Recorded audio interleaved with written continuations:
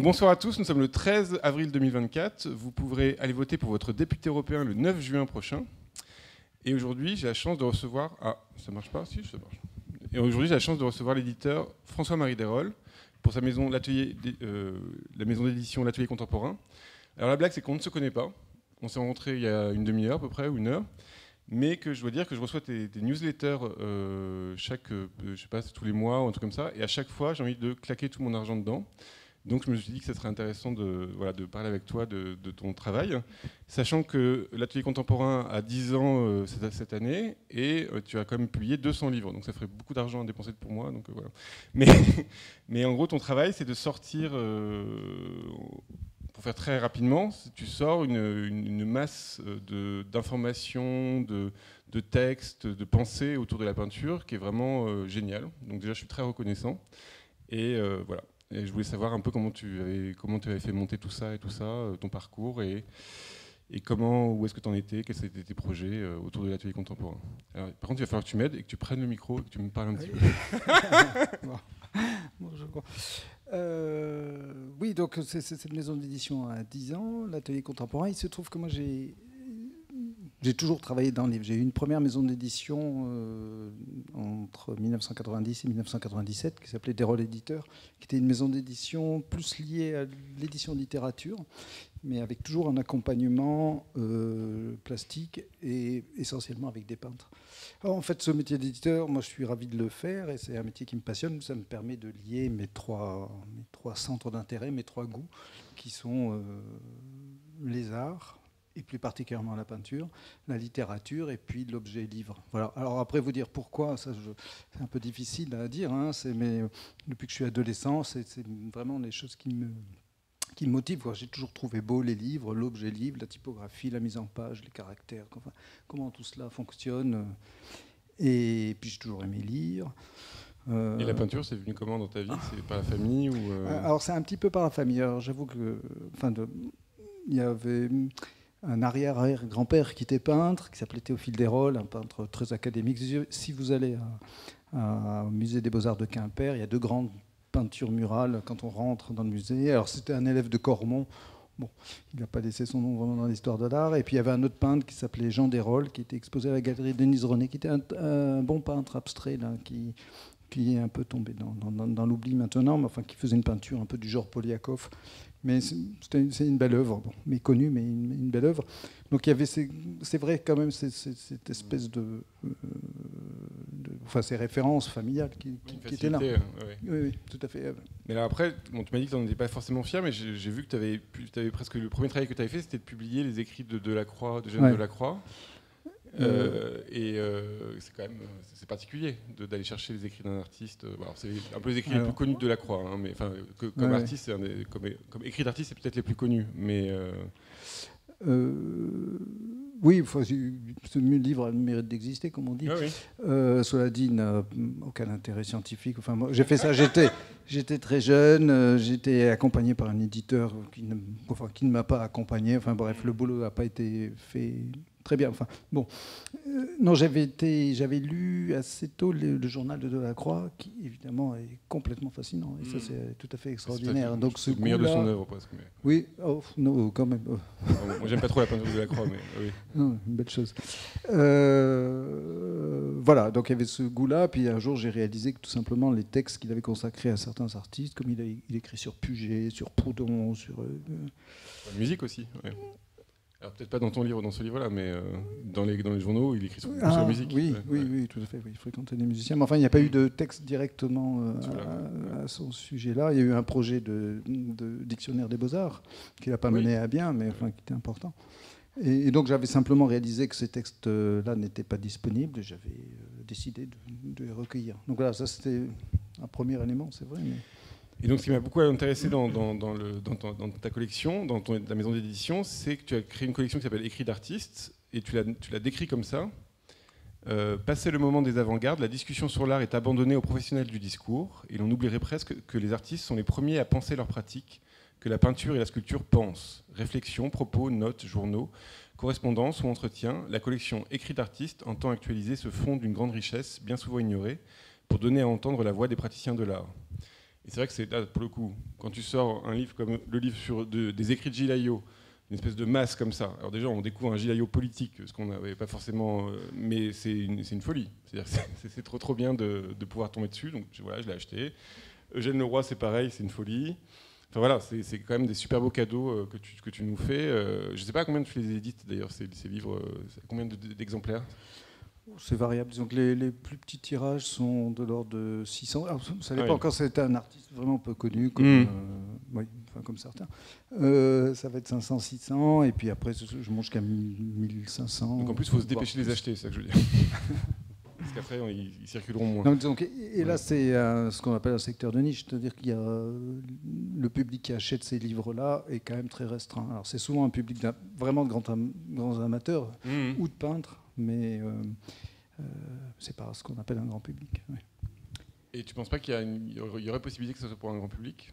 C'est-à-dire que oui, c'est la croix, les gens, ça se lit, lisible et accessible. Après, il faut que les gens aient la curiosité vers ça. Après, c'est un autre problème. Et qu'est-ce qui fait que tu choisis là, Gilles Ayot, j'imagine que c'est aussi on t'a proposé ou on vient de chercher ou comment ça se passe? Parce que je sais qu'il y avait Philippe Guston, c'est aussi avec tu fais ça, t'as publié des écrits de Guston, mais c'est aussi en partenariat, je crois, avec une fondation, un truc comme ça. Enfin, la fondation Guston, oui. Ouais. Il y a plusieurs choses. Il y a un travail de recherche que j'effectue, c'est-à-dire un travail bibliographique. Voilà, je me dis, tiens, il serait bien de traduire tel livre, j'ai remarqué, il serait bien de réunir les écrits d'un tel, où il n'y a rien sur tel artiste, ce serait bien. Donc il y a vraiment une part de recherche. Puis après, petit à petit, la maison d'édition est connue, donc on m'en fait des propositions. Voilà.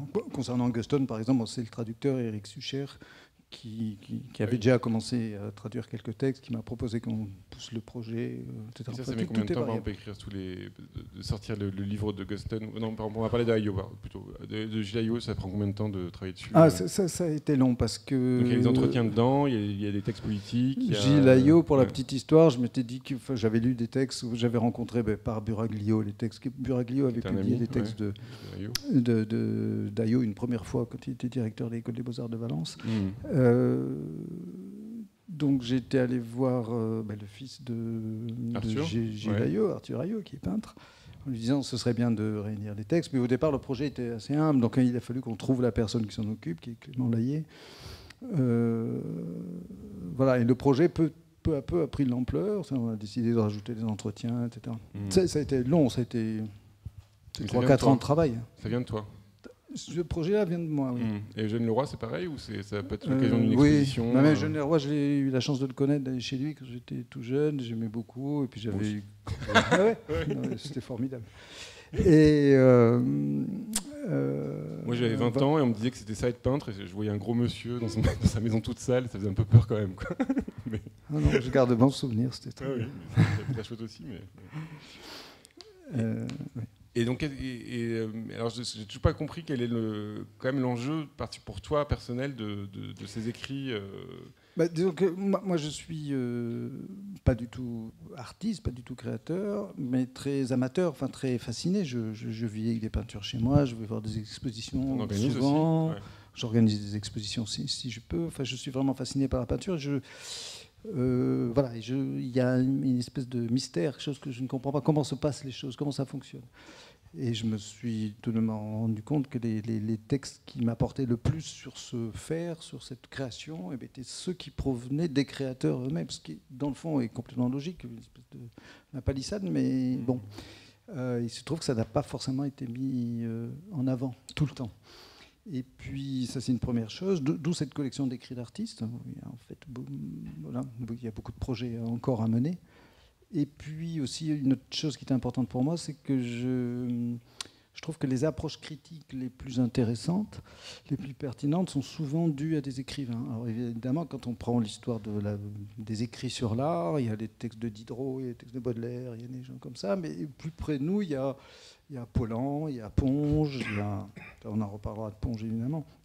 Enfin voilà. Donc cette approche sensible où il y a un vrai travail de langue, un travail de la matière, qui est souvent le plus à même de rendre compte de ce qu'est la création. Enfin, je trouve, c'est-à-dire que qu'est-ce qui fait qu'une œuvre, simplement, ce qui ne serait qu'une peinture, devient vraiment une œuvre d'art. Et je pense que par les outils de la création, les écrivains y arrivent. Donc j'ai une série d'essais sur l'art, dans laquelle il y a des essais, je dirais, traditionnels. Et puis beaucoup de recueils de textes d'écrivains. Alors, on va donner un exemple avec, par exemple, Gilles Ayot. Donc là, c'est un entretien entre Gilles Ayot et Jacques Poulain. Donc il y a plein d'entretiens dans le texte, mais je vous montre. Il va juste vous lire ça parce que je trouve que c'est, encore une fois, dans n'importe quel artiste, à mon avis, le spécialiste mondial de lui-même. Et d'un coup, je trouve il fait presque de la critique d'art sur lui-même avec ce tout petit texte où il parle de qu'est-ce que c'est que le rapport entre l'ego de l'artiste et le fait de peindre, ce qui est un peu différent. Je lis l'ensemble. Oui. Oui. On taille toujours la part du gâteau en faveur de l'auteur. Il est d'usage de privilégier sa griffe et sa présence plus que son propos.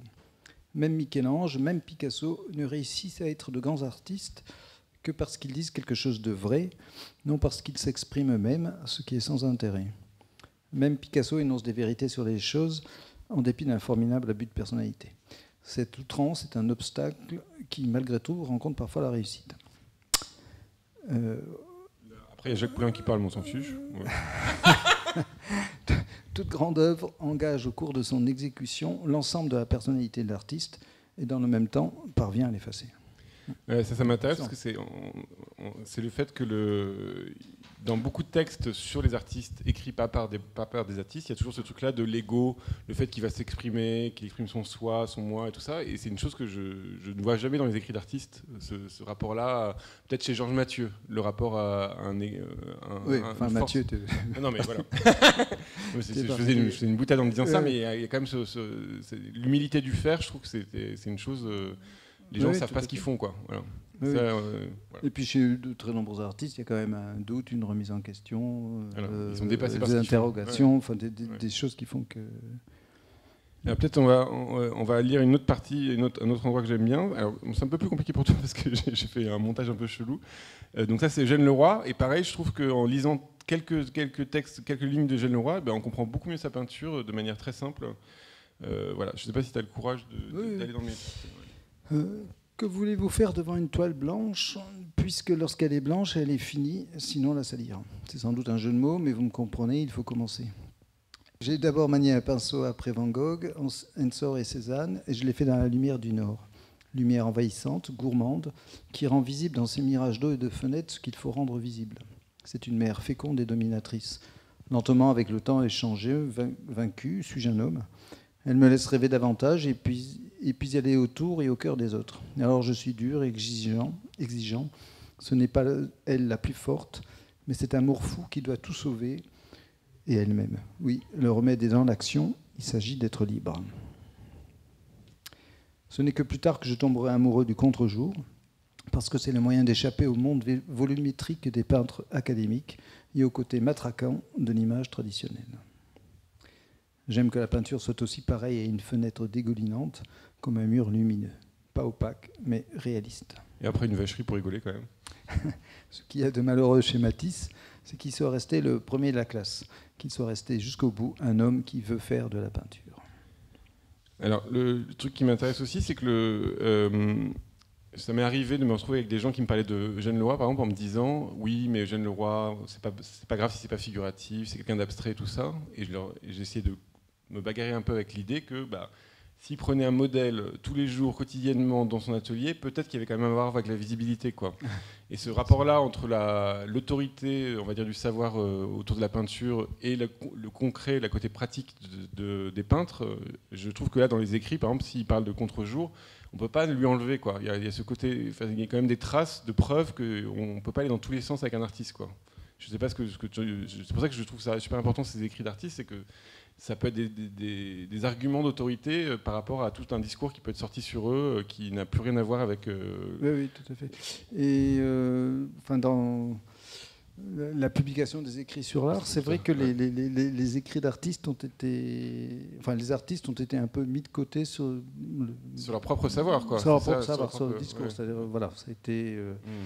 il y a eu une période où c'était beaucoup des écrivains, puis après soit alors une démarche conceptuelle, ou des critiques d'art après, des commissaires d'exposition. Des critiques d'art, puis après les commissaires d'exposition, dans les collectionneurs qui sont à la mode. Enfin bref, il y a un certain nombre de... Alors que là, on voit bien que ne serait-ce que dans le style ou dans la manière d'écrire, enfin là, c'est même des dialogues. Ils parlent très bien, ils s'expriment très bien, on peut comprendre. Oui, ils sont assez clairs. Le créateur réfléchit à ce qu'il fait. Enfin, voilà. Oui, non, mais encore une fois, c'est des spécialistes mondiaux, c'est ça de même.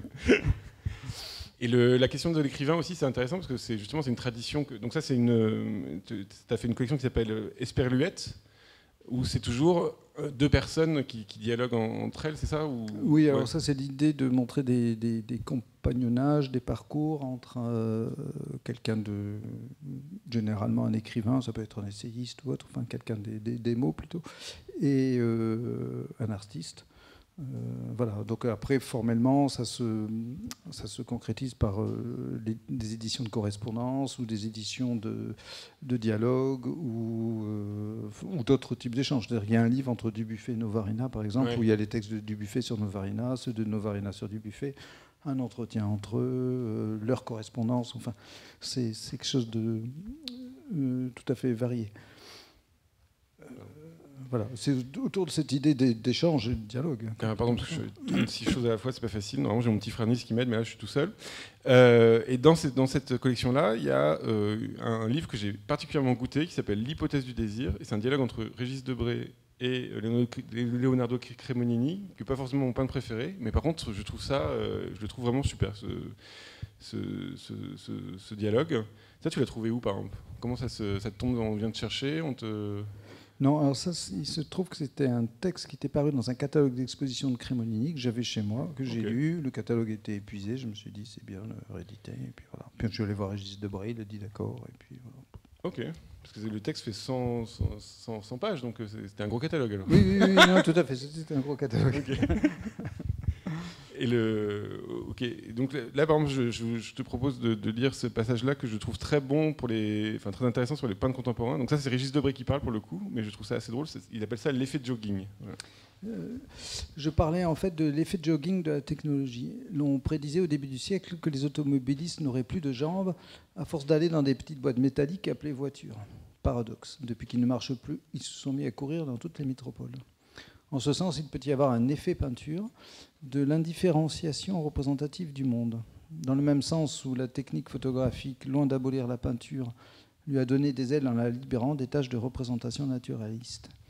Bref, il y a dans le progrès technique tout un jeu de défi-réponse où se produit généralement le contraire de ce qui est attendu. Par exemple, le primitivisme, point extrême de la sophistication technique, ou le tribalisme. Plus le monde des objets s'uniformise, plus la planète se balkanise. Plus tu te sens déraciné par ton mode de vie, plus ton esprit a besoin de retrouver ses ancrages ancestraux. Voilà, on fera plus de jogging de la même manière maintenant. Et il y a des débats partout. Enfin, ça parle de technologie, ça parle de plein de choses. Et il y a un moment donné, ça parle de photographie. Et je trouve ce passage-là vraiment intéressant. Les deux. Alors, si tu veux, je te fais Régis Debray, tu fais Cremonini, d'accord? Le regard du peintre sur le visage ressemble à un vertige qui est assez proche du chaos. Le visible est quelque chose de chaotique par rapport à la forme. Mais ce chaos, la photographie peut te le rendre. Non, la photo transforme le chaos en document, et le document élimine pour le regard du peintre cette possibilité d'égarement qui surgit devant le visuel chaotique et qui vient solliciter chez lui une urgence de forme. Voilà. C'est tout simple, mais ça me paraît très, très juste. Et très intéressant. On avait fait un débat au Beaux-Arts de Paris en novembre dernier qui s'appelait « Avec ou sans photo ». On aurait pu trouver ça comme texte. Voilà. Et c'est quoi les prochains que tu veux éditer d'écrits d'artistes? Moi j'en ai un, j'en voudrais un, s'il vous plaît, s'il te plaît. Ah bon? C'est Édouard Manet. Il n'y a pas ses lettres. Ça c'est dans ma liste de projets. Je me suis dit qu'il ferait. On fait une pétition là. Il faudrait effectivement.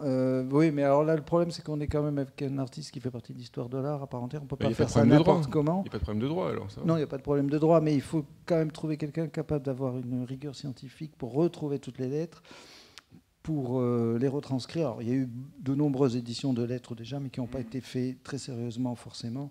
Donc c'est un gros boulot. Enfin, l'air de rien, c'est compliqué. Ouais, mais il faut le faire. Oui, Ça manque. Mais ce serait bien de faire. Notamment, Edouard Manet et Fantin-Latour, il y a vraiment des choses géniales à chaque fois qu'on regarde un petit peu. Enfin, tout n'est pas génial chez Manet. Il y a aussi beaucoup de correspondances. Ok. On parle de Crémonini, là Non, mais je parle de la correspondance de Manet. Enfin, il écrivait aussi des choses comme ça. Non, comme projet d'écrits d'artistes là, qui sont en course, il y a une chose dont je suis très content, ça va être une anthologie des écrits de Gaston Chessac. Voilà. Alors, le propos de ce livre, ça va être un livre très important, un grand format, ça va faire 1000 pages, c'est vraiment un truc un peu monstrueux. Mais enfin, le propos est de montrer que Chessac était tout autant écrivain que peintre, et qui avait une vraie pensée de la littérature, une véritable évolution stylistique. Voilà. Alors c'était des formes particulières, parce qu'il ne conservait pas ses écrits. Il n'a publié durant sa vie qu'un seul livre, là, qui s'appelle Hippo-Bosco-Bocage, qu'il a publié chez Gallimard en 50 à peu près. C'était Jean Paulhan qui l'avait poussé à le faire. Il a publié durant sa vie quelques contes à droite à gauche dans des revues obscures. Voilà. Mais en fait, sa création littéraire, c'était que des correspondances, mais dont il gardait pas de double. Hein. Tout partait. Mais néanmoins, il y avait une vraie pensée à la littérature. Donc on va faire un livre où il y aura un corpus principal avec la publication de ces lettres, avec de nombreuses lettres inédites, parce que la personne qui le fait est un grand spécialiste de Chessac. La réédition de lettres qui sont parues un peu partout. Et puis à côté de ça, il y aura tout un ensemble de commentaires, de textes qui sont parus à l'époque, de reproductions de facsimilés, de vues d'exposition. Enfin, c'est un formidable document. Autrement, il va y avoir les écrits de Saint Francis. Ses notes. Trop bien. Oui, il a écrit, Saint Francis a écrit beaucoup de notes. Il n'a pas publié de livre de son vivant. Mais on a retrouvé après sa mort. Et ça marche économiquement? Parce que là, tu as fait 200 livres en 10 ans, donc c'est une énorme production quand même. Il y a une espèce de... comment ça marche? Tu tiens, ça, je ne sais pas comment ça marche. Non, mais c'est vrai, c'est un vrai problème. Mais ça marche. Enfin, ça marche forcément. De fait, je suis là. Mais c'est très compliqué. C'est une course... Il faut trouver des financements. Le problème, c'est que les livres que je fais sont des livres qui sont souvent onéreux à réaliser, parce qu'il y a des traductions, il y a des reproductions, il y a des coups de maquette, et puis que le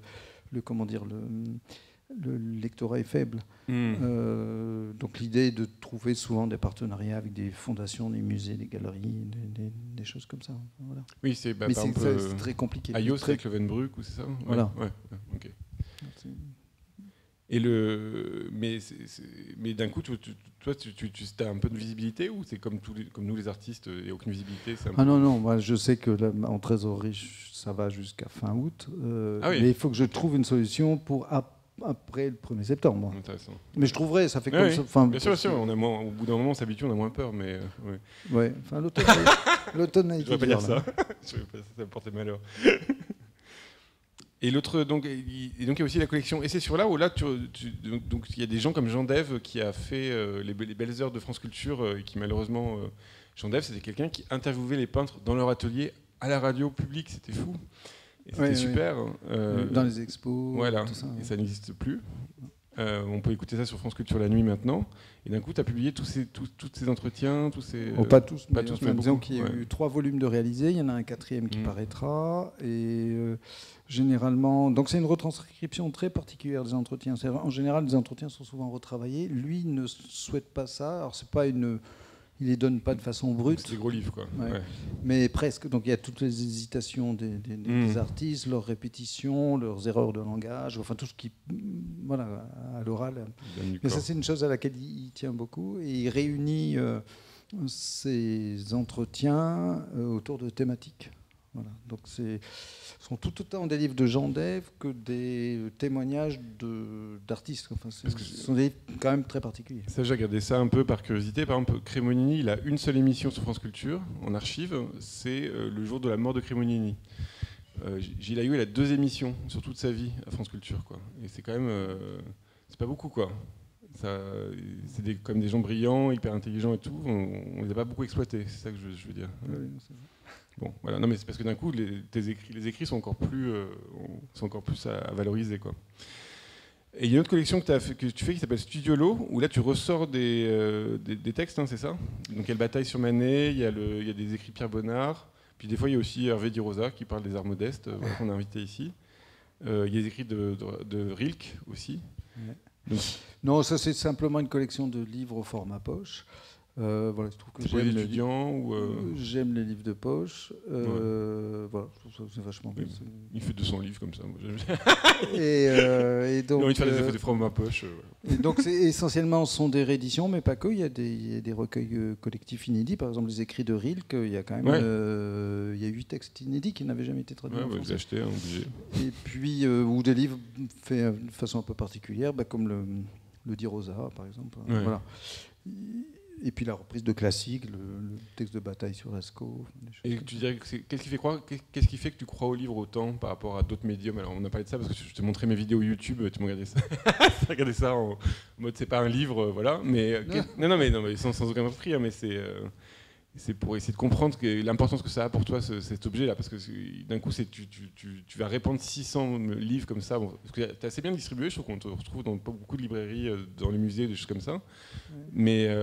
Mais c'est quoi le secret espoir de tout ça? C'est quoi l'enjeu c'est de faire les livres, que ce soit la justice, et de mettre en valeur les gens. Non, pour moi, c'est ce que je disais, c'est cette quête, essayer de comprendre. C'est-à-dire que chaque rencontre avec des artistes ou des écrivains me permet un petit peu d'approcher les choses, puis de mieux comprendre les enjeux de la création. C'est vraiment ça qui me porte. Puis après, c'est le goût pour la fabrication du livre, ça. J'aime faire les livres. Donc là, j'ai l'impression qu'il y a un travail monacal quand même. Pour faire 200 livres en 10 ans, c'est quand même... je travaille beaucoup, oui. Ouais. Okay. Non, mais c'est il y a des gens qui disent que je suis atteint de workalisme. Ah oui, je savais pas. Je connais pas du tout. C'est comme l'alcoolisme, mais c'est le workalisme. Voilà. Oui, c'est ça. On fuit la vie dans le travail, bien sûr. Okay. Peut-être, je sais pas. Mais d'un coup, il y a des résultats. On peut pas... Et non, mais t'as quand même non, j'aimerais bien quand même poser la question de ce que tu as comme retour. Quel est l'enjeu pour toi? Enfin, tu dois faire des salons, des choses comme ça, ou des gens qui t'écrivent Non, mais il se trouve que je pense que la maison d'édition est venue combler un manque. Ouais, quand même. Mais ça, j'ai pas fait exprès. J'y suis vraiment pour rien. C'est-à-dire que sincère, oui, les choses sont... Et puis, Jean-Dev m'a dit que il était très content d'avoir trouvé, parce que les entretiens qu'il fait, par exemple, il ne trouvait pas d'éditeur pour ça. Ça correspond à quelque chose. Mais... Et par exemple, quand les institutions font une exposition Jeanne Leroy et tout ça, ils t'appellent, ils travaillent un peu avec toi ou pas du tout? C'est pas là, quand il y a l'expo AIO à Pompidou, ils viennent un peu vers toi ou pas du tout? Enfin, est-ce qu'ils font leur travail ou pas du tout? Oui, non. Enfin, je vais souvent les chercher.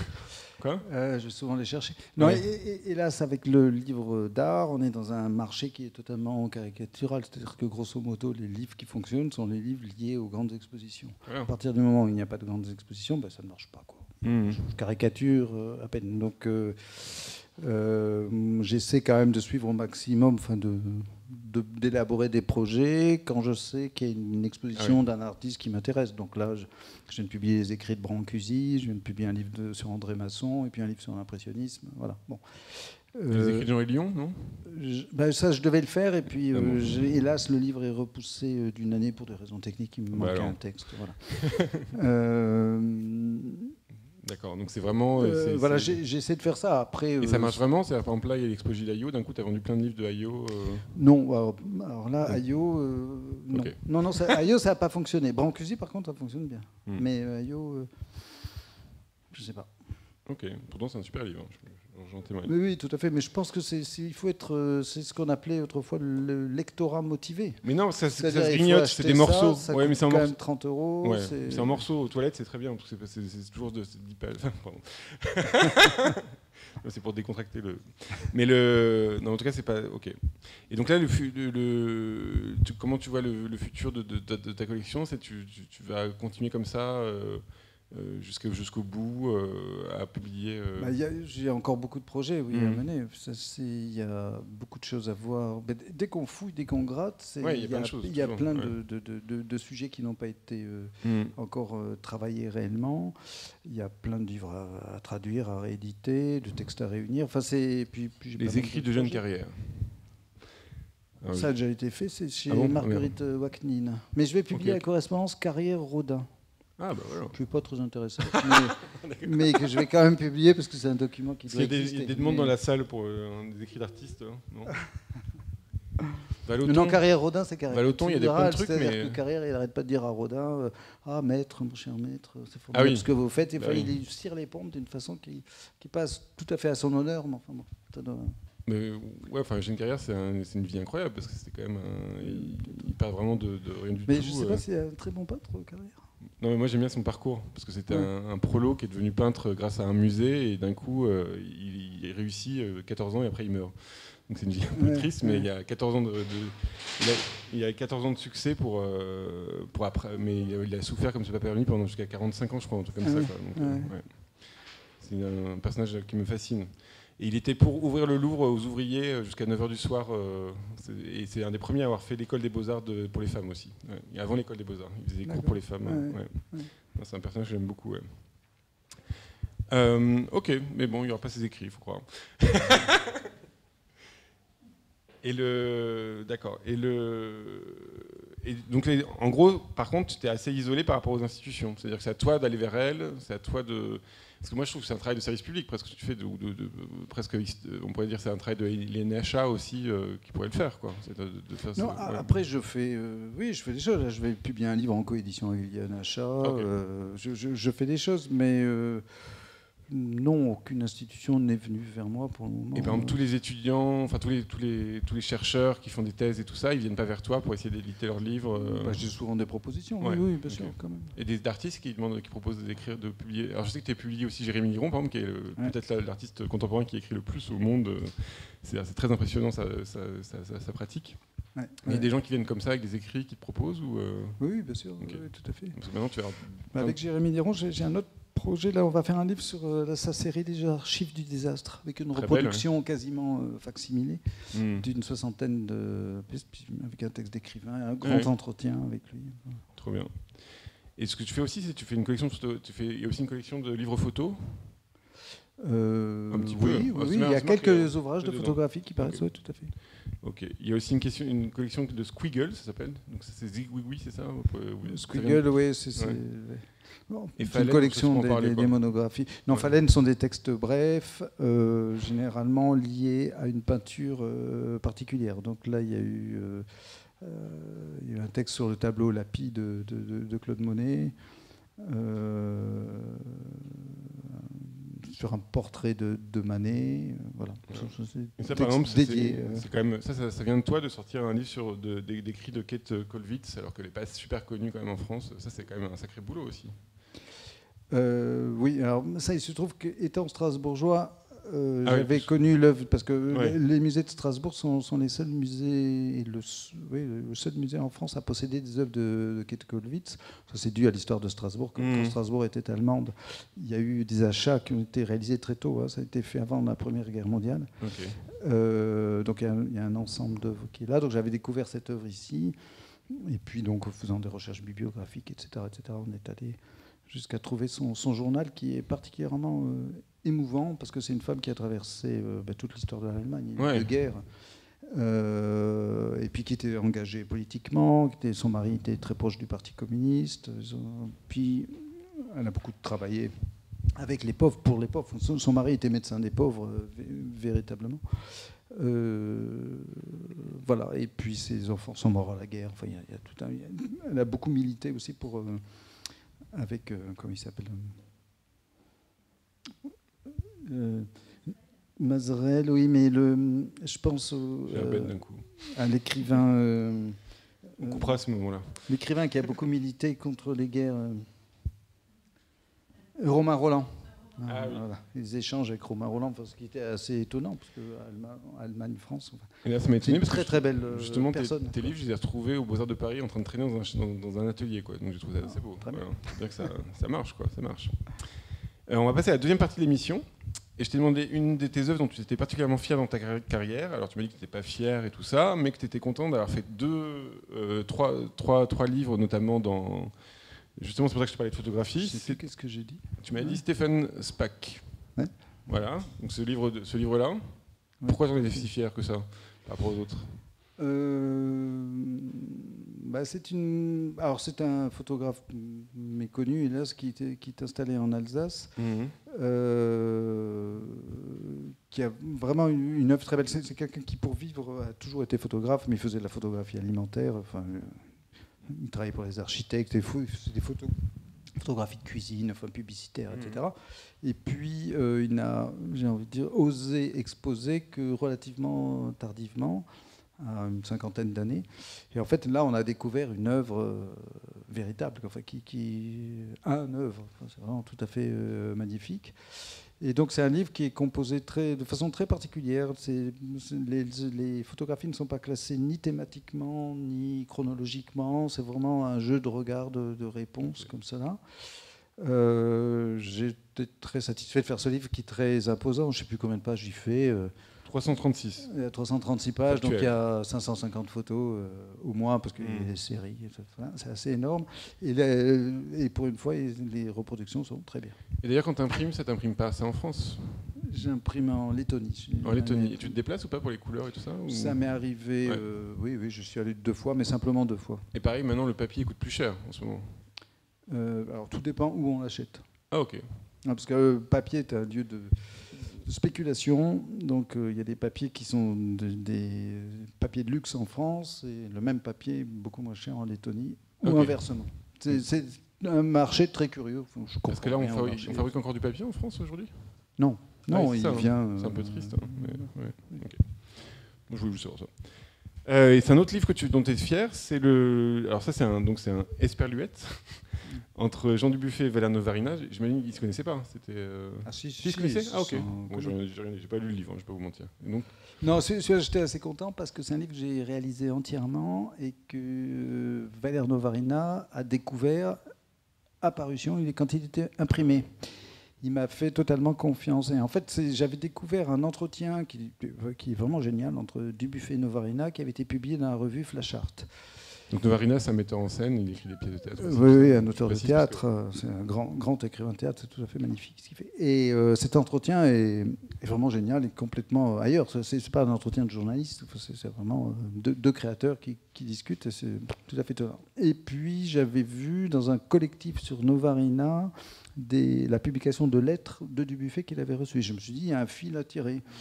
Et donc j'ai demandé à Novarina, il m'a dit oui, il m'a passé les lettres de Dubuffet qu'il avait reçues, et puis moi je suis allé chercher à la fondation Dubuffet les lettres que Novarina avait envoyées, puis j'ai appris que Novarina avait fait cadeau d'une série de dessins à Dubuffet, et que Dubuffet avait remis ses dessins à la collection L'Art Brut à Lausanne, donc je suis allé à Lausanne, j'ai tout retranscrit, enfin bref.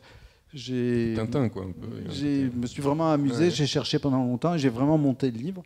Et puis heureusement, Valère était ravi du bouquin. Enfin, donc c'était un chouette moment. Et là, quand tu fais tous ces voyages et tout ça, c'est tout, tu t'autofinances en fait. C'est un truc, ça part de. Oui, bon, c'était pas très compliqué. Non, mais c'est prendre du temps en sachant pas trop. C'est partir à l'aventure un peu quand même. Il y a un truc où tu sais pas quel va être le résultat à la fin, ou voilà. Oui, ce que j'aime bien, mais c'est une entreprise individuelle. Petite recherche. Voilà. Et le dernier, c'est dont tu es fier, donc parmi les plus fiers, c'est ce livre donc c'est des écrits de Pierre Bonnard, hein, c'est ça? Oui, bon, c'est un peu un artiste qui m'a porté bonheur, Bonnard. Et oui, c'est pareil. Là, j'avais lu les notes de Bonnard dans le catalogue du Centre Pompidou, qui avait eu lieu l'expo qu'avait fait Jean Clair. Les années 90, je pense, 80-90, je ne sais plus. Il y avait eu des notes de Bonnard. Petit carnet, là. Petit carnet. Et puis je me suis dit, ben voilà, c'est pareil. Donc je suis allé à la BNF, puis j'ai retranscrit toutes les notes. J'ai fait une deuxième édition. La deuxième édition est de meilleure qualité. Parce que j'avais eu des problèmes de déchiffrement dans la première édition. Et donc, en poche, j'ai repris tout ça dans la collection de poche. Là, Okay. Et donc ça, vous pouvez retrouver Bonnard en ce moment avec Nathanaël Rebelin à l'exposition au Musée d'Orsay. Ils sont exposés ensemble avec Vuillard et Vallotton aussi. Voilà, Nathanaël qu'on a déjà invité ici. Alors je t'ai demandé un échec qui marque encore dans ta carrière, et tu m'as parlé du fait de ne pas avoir réussi à imposer des œuvres littéraires, de imposer des artistes, que c'est des frustrations. Donc c'est le moment, grâce au pouvoir de cette émission, impose-les maintenant. Oui, disons qu'il y a un certain nombre d'artistes, ou écrivains que je défends, que je publie. Et voilà, c'est vachement dur, quoi, pour les faire reconnaître. Alors que bon, ce métier d'éditeur, c'est évidemment faire des beaux livres, publier des bons textes, etc. Mais c'est aussi faire que les créateurs, que les œuvres atteignent un public le plus large possible. Et c'est quoi? C'est la presse qui manque? Qu'est-ce qui manque comme relais? Il faut être... je dirais, reconnu, soutenu, aimé par des libraires. Il faut avoir des échos dans la presse. Il faut que dans le milieu ça tourne. Enfin, il y a plein d'éléments. Comme pour les artistes, en fait. Hein? Comme pour les artistes, oui. Oui, comme pour les artistes, évidemment. Mais c'est très compliqué. Voilà. Donc, j'ai souvent manqué à mon devoir de réussite. Enfin, voilà, un intermédiaire est là pour quand. Ça, si ton marchand vendait jamais tes tableaux, tu ne serais pas très content. Oui, c'est vrai. Voilà. Je t'ai demandé une peinture de l'histoire de l'art qui était particulièrement importante pour toi, et tu m'as dit n'importe quelle Madone de Bellini. Bon, moi, j'ai choisi la plus connue, selon moi, qui est la Madonna del Prato, qui est à National Gallery, je crois. Voilà. Alors pourquoi ce tableau?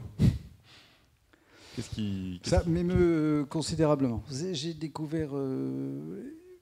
Quand j'étais jeune, j'allais assez régulièrement à Venise parce que j'avais des amis qui habitaient là-bas, qui pouvaient me loger, donc j'y suis allé plusieurs fois. J'ai toujours été très, très, très ému. Je trouve qu'il y a des moments d'arrêt, des moments de grâce réels, un travail sur la couleur qui est tout à fait extraordinaire. Voilà, c'est très émouvant. J'avoue, j'ai été... il y a peu de temps, il y avait une exposition au musée Jacques Marandré. Oui. Et j'étais au bord des larmes. Même au milieu de toutes les vieilles dames. C'était vraiment un choc. Et puis après, petite anecdote, alors c'est moins gentil, mais ça m'a quand même posé des questions. Alors, j'étais l'après-midi là, et le soir, j'étais à un vernissage d'un peintre dont j'ai édité un livre, je ne dirai pas qui c'est, qui était donc un peintre d'aujourd'hui et qui travaille sur la couleur, qui fait un travail non figuratif. Et je me suis dit, là, alors c'est idiot de réfléchir comme cela, de penser comme cela, mais enfin que toutes ces problématiques, je dirais conceptuelles, intellectuelles et formelles liées, enfin que l'on retrouve vraiment mises en avant dans cette peinture contemporaine, étaient en fait là. Quand tu regardes, quand tu prends les détails de tous les plis, pas là, mais tu vois, dans les bleus, dans ces bleus rouges, tout à fait, c'est rouge ocre, incroyable. Ouais. Enfin, il est presque en surcroît, c'est-à-dire peut-être en surcroît en plus. En surcroît en plus. Oui. Et l'autre chose, c'est que d'un coup, alors bon, ça, je décrirai ça parce que j'aime bien celui-là aussi, parce que d'ailleurs, je ne sais pas pourquoi j'ai pas mis le bon détail, mais il a peint l'herbe et les graviers de manière très intense. C'est-à-dire qu'il s'est quand même bien embêté à faire toutes ces parties le pays. Le décor n'est pas un décor, quoi. Et ça, je trouve ça assez le soin. Alors évidemment, il y a le côté anecdotique. C'est une Vierge à l'enfant, voilà, on voit ce que c'est, mais il fait quand même le paysan. Enfin voilà, il y a une vie, il y a la vie réelle, on va dire, le réel qui se laisse dépasser par le réel, quoi. Les nuages, l'architecture, tout ça. Voilà.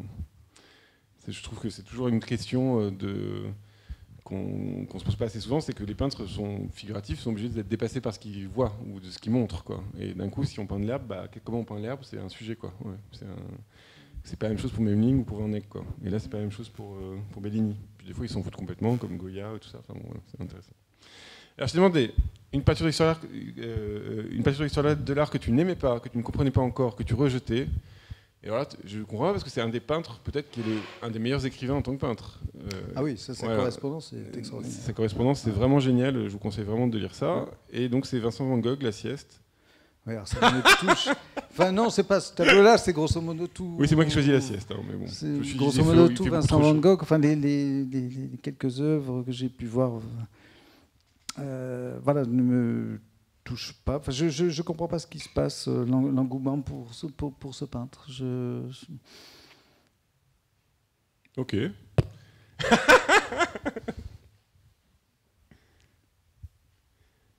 quand même, il y a un truc de rythme. Faut j'essaie de faire le... Les couleurs. C'était un bon dessinateur. Hein. Tous les dessins qu'il a fait au roseau, là, comme ça, qui sont extrêmement fins. Au ralam, là, comme on dit. On dit un ralam, je crois, ça s'appelle un roseau biseauté. Ouais. Calam.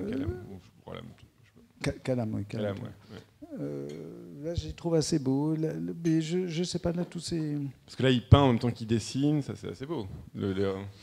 Oui, non, sûrement. Il y a un défaut, il y a des contours, mais pas trop non plus. Non, il y a un petit cul de vache. On aime bien les culs de vache ici. Bon. Je t'ai demandé un livre. Alors, ça, je suis très content. Parce que je t'ai demandé un livre sur l'art, un catalogue, un texte critique qui t'a influencé. Voilà. Et tu m'as proposé L'Atelier contemporain de Francis Ponge. C'est un livre qui a donné le nom à ta maison d'édition. D'ailleurs, c'est le sous-titre de ta maison d'édition. C'est Qui sommes-nous, où allons-nous, que faisons-nous, que se passe-t-il en somme dans l'Atelier contemporain. Ça, c'est une citation de Ponge. Oui. C'est extrait de son introduction à ce livre-là. Voilà, qui est un chef-d'œuvre. Voilà. C'est un livre sur la peinture qui est vraiment formidable. Ouais. Est-ce que tu nous en parles un petit peu ? Oui, en fait, moi, donc j'ai appelé cette maison d'édition l'Atelier contemporain. C'est évidemment en référence à ce livre de Ponge. Voilà, il y a un travail stylistique. C'est ce que je disais tout à l'heure à propos des écrits de peintres. Alors là, c'est vraiment lui qui a poussé cela peut-être c'est un de ceux qui a poussé ses recherches jusqu'au bout, où il s'agit de donner une espèce d'équivalence verbale à des sensations ou à une expression d'une œuvre picturale. C'est ce qui rejoint d'ailleurs sa poésie. Vous savez, il prend un caillou, il va écrire un poème sur un caillou, puis il est capable d'écrire 10 pages sur un caillou.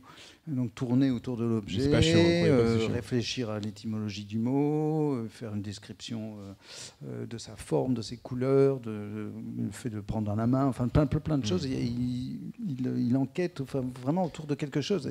Qu'est-ce qui se passe quand on ouvre une porte ? Ça, c'est très beau. Ouais. Des trucs comme ça, des sensations très, très fortes. Ouais. Et donc il y a vraiment une immersion dans la matière c'est vraiment tout à fait étonnant. Et les textes qu'il a consacrés aux peintres qui sont réunis dans ce volume sont donc très beaux. Il y a Fautrier, Braque. Braque, beaucoup. Braque, spécialement. Beaucoup Picasso. trop, un peu trop. Un peu trop de Braque. Et puis, voilà. Puis après, il y avait pour l'atelier, il y a ces deux mots, atelier et lieu de travail.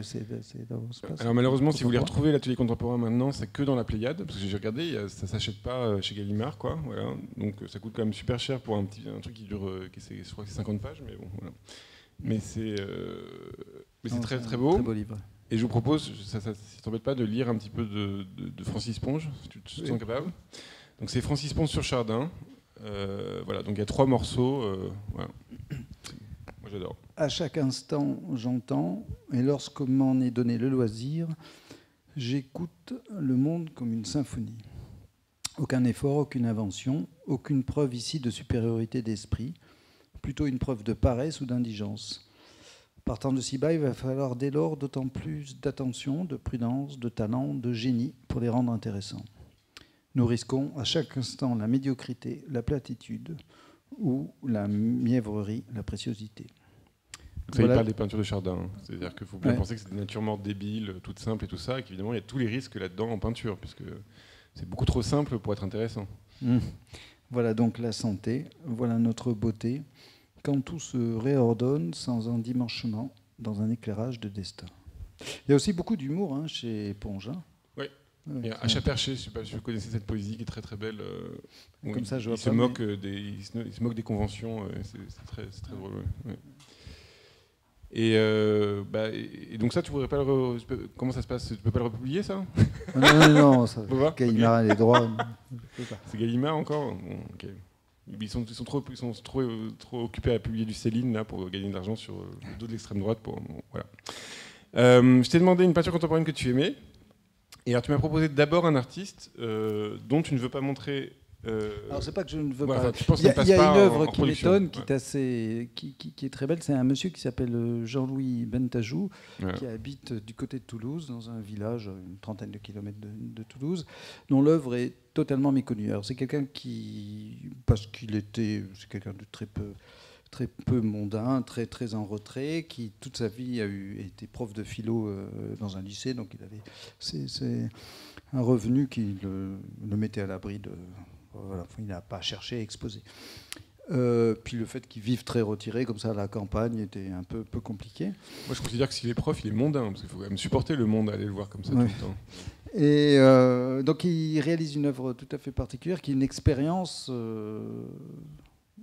moi, que j'ai rarement eu. Ce sont donc des œuvres abstraites qu'il réalisait avec un pinceau extrêmement fin. Alors, je ne sais pas quel numéro, enfin, c'est tout petit. Et c'est des tableaux qui sont composés de petits points, mais de milliers de petits points. Il y a une dominante, il y a une couleur dominante. Mais en fait, c'est constitué de beaucoup de couleurs différentes. Et c'est une expérience, comment dire, du temps, une expérience vraiment temporelle. C'est-à-dire, vous regardez. Vous êtes obligé, pour voir ces peintures, de vous attarder un petit peu. C'est hors de question d'avoir un regard superficiel. C'est pas sur une foire, ça marcherait pas du tout. Et puis, peu à peu, là, on s'aperçoit que les choses bougent, que ces couleurs se mettent un petit peu en mouvement. C'est une expérience, ça fait penser à Rothko, quoi. Enfin, c'est un peu, j'ai envie de dire la même chose. Enfin, formellement, c'est pas pareil. Il travaille que sur des grands formats. Curieusement, ça ne fonctionne pas sur du petit. Il a fait quelques petits tableaux, mais très peu. Quand je dis très peu, il y en a moins de 10. Enfin. Alors, il a une œuvre limitée, une centaine de tableaux au cours de sa vie. Il revient, c'est-à-dire il fait un tableau, il y travaille pendant 3 ans, peu à peu. Il mène de front plusieurs œuvres. Et puis, 10 ans après, il recommence. Il poursuit le tableau. 10 ans après, il poursuit à nouveau le tableau. Voilà, alors c'est une œuvre que j'aimerais vraiment bien faire découvrir. C'est très beau. Alors c'est totalement irreproductible. C'est-à-dire que quand vous le prenez en photographie, ça devient un monochrome, ce qui n'est absolument pas le cas. Donc il refuse toute reproduction, parce qu'un monochrome, ça n'a... Et si le film, tu vois, il s'approche comme ça, on a une idée d'un coup. Mais bon. Oui. Bizarrement, des fois la peinture c'est mieux filmé, mais c'est un mystère. Oui, peut-être, je sais pas. Mais... Et alors, tu m'as proposé une autre peintre qui s'appelle Clémentine Margheriti, qui fait d'ailleurs la couverture avec ce tableau-là qui s'appelle Son titre, donc ça va pas m'aider, qui est une émulsion sur ardoise qui date de 2007. Elle était très je l'ai appelée pour lui demander les détails, et puis elle était très étonnée que tu proposes ce tableau-là. Alors pourquoi ? Oui, c'est parce qu'elle est timide. Non, mais c'est un tableau que j'adore. C'est un tableau que j'ai la chance de posséder. Ah oui, d'accord. C'est pour faire monter sa cote. C'est une petite c'est sur ardoise, ouais. Peinture sur ardoise.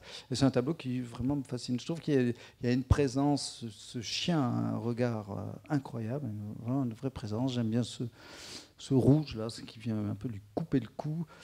On a le sentiment, alors les personnages, visiblement un homme et une femme, sont pareil, coupés, cadrés, on ne les voit pas, mais on a ce sentiment photo, voilà, c'est des gens qui reviennent du marché, il y a encore les poireaux, et je sais pas quoi, les pommes de terre dans le sac. On les sent marcher comme ça. Et puis il y a cette matière très belle, il y a ce gris, et puis c'est toute la robe de la femme, là, toutes ces couleurs. Très beau, quoi. Ok. Voilà. Trop bien. C'est une très belle œuvre, celle de Clémentine. Et toi, tu as beaucoup de tableaux à toi ? Pardon ? Tu as beaucoup de tableaux à toi ? J'ai beaucoup de choses, oui, de dessins, de gravures essentiellement. Et c'est des choses qu'on j'ai quelques peintures. Que tu achètes les deux. C'est dans une galerie, hein. C'est le moment. Les deux. Non, mais j'ai pas de choses de gens connus. Hein. En fait, ce que j'ai, c'est lié à mes rencontres, voilà, à mon travail. Enfin, j'essaye d'avoir. J'ai hélas pas les moyens d'être collectionneur. Si j'étais riche, je serais sûrement.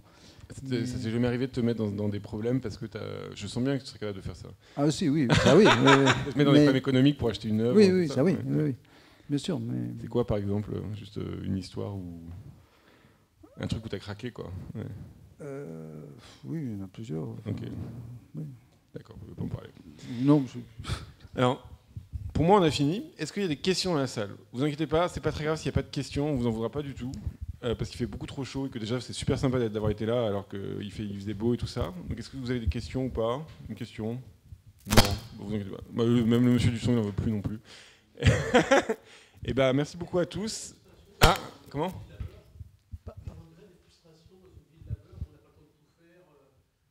Des regrets, des frustrations. Ah, il n'y a plus de son. Des regrets, des frustrations. Ouais. Oui, sûrement. Enfin, c'est souvent. Je trouve que le plus difficile dans ce métier-là, c'est. En tout cas, pour l'édition d'art, c'est la reproduction. Ça, c'est un vrai problème. C'est-à-dire que, en dehors de la photographie, qui est en fait peut-être le plus facile. Avant, éditer la photographie, ça me faisait peur. Parce que dans l'édition de photographie, tout de suite, vous vous retrouvez en concurrence avec les plus grands du monde entier. Enfin, je veux dire, avec... Enfin, les noms m'échappent, mais Nazarelli presque, enfin, les grands éditeurs américains, avec Xavier Barral, avec que sais-je. Mais finalement, c'est beaucoup moins compliqué que la peinture, parce qu'on travaille avec des photographes. L'essence même de la photographie, c'est la reproduction. Si jamais vous travaillez avec un corpus d'œuvres qui ont la même origine, grosso modo, il y a un réglage technique à faire, et puis voilà. Et puis surtout, les photographes ont cette culture de la reproduction, ils savent faire. Donc, voilà. Mais dès qu'on passe à la peinture, c'est vachement dur, quoi. Alors, on perd cette matérialité, on perd le format, on perd les références. Comment dire à un photograveur, il faut reproduire comme ça, enfin, vous voyez.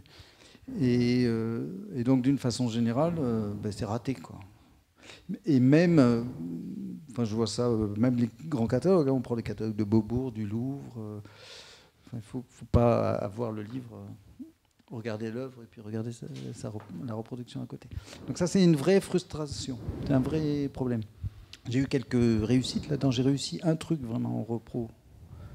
Un petit livre qui est à part, là, un livre d'Anne Loubert qui s'appelle Tombée du jour, où là, il y a un super technicien. On avait des originaux et il est allé à l'imprimerie, il a fait un truc très bien. Mais autrement, c'est dur, ça. Et tu peux nous expliquer ce que c'est que la photogravure? Parce que j'ai toujours pas compris comment ça marchait. C'est un réglage, c'est-à-dire que maintenant on a des images numériques, ouais. Et il faut que la personne anticipe la reproduction de cette image-là. C'est-à-dire donc ça passe en gros de RVB à CMJN. Oui, voilà. Ça c'est un petit réglage, ouais. RVB, CMJN. Bon. Et puis après on se dit on va imprimer sur tel type de papier qui va réagir de cette façon-là. Donc on fait un réglage, on balance on fait des balances de couleurs et autres. Et voilà. Et c'est très compliqué parce que si vous rajoutez un peu de jaune, il y a le rouge qui va être modifié, etc. Donc il y a des réglages à faire et qui sont compliqués. Mais ça justement, quand on est quand on est dans l'usine, enfin à l'impression, il y a des réglages qui peuvent être faits qui sont miraculeux. C'est-à-dire qu'on peut changer. Miraculeux, non. Ah ouais. Non, moi je fais ça, j'ai adoré. En fait, il y a une grande part de la réussite, hein, c'est ce qu'on appelle en pré-presse maintenant. C'est-à-dire, si jamais on a raté sa pré-presse, on récupère pas l'imprimerie, ouais. C'est trop tard. Hein. Okay. Donc il faut vraiment bien préparer les fichiers de façon informatique. Quoi, enfin. Okay. Je suis en train de préparer une monographie, donc tu me donnes mal au dos de me parler de ça. Mais ok. Est-ce que vous avez d'autres questions? Ah oui, bah oui.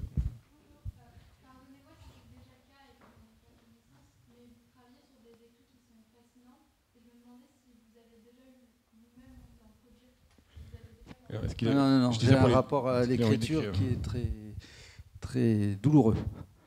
Et donc j'ai écrit quand j'étais jeune, puis j'ai arrêté. Non, j'écris pas du tout, moi. Et ça me pose aucun problème, hein. C'est comme ça. Enfin, on peut pas tout faire. Même un journal ou un truc comme ça? Non. Ok. Non, je délègue beaucoup. Hein. Je m'entoure de personnes qui savent écrire. Donc il y a beaucoup de textes qui sont des textes de présentation. Même là-dedans, tu n'as pas écrit dedans, c'est que tu as fait écrire les gens autour de toi ou autour de l'atelier. Ouais. Il y a beaucoup de textes de présentation des livres qui ne sont pas écrits par moi. Enfin, Une question? Bon bah super. Merci beaucoup à tous. Merci aux gens, à l'équipe de Défi du Calvaire. Et puis merci beaucoup. À toi. Si vous voulez regarder feuilleter les livres, vous pouvez, mais vous me les rendez après, hein, c'est le mien. Et si vous voulez acheter des livres, vous pouvez les acheter où sur le site En librairie. Parce que moi j'ai envie d'acheter des livres maintenant. Il y a beaucoup de livres. Je suis passé à la librairie du Musée d'Art Moderne de Paris. Il y en a beaucoup. Oui, t'es bien distribué. Hein. Chez Colette, là pas loin. Ouais. Chez Chan, les cahiers de Colette, chez Michel Ignazi. Enfin bref, il y a beaucoup de livres. Moi je pense qu'on aurait dû ramener des livres, on aurait tout vendu.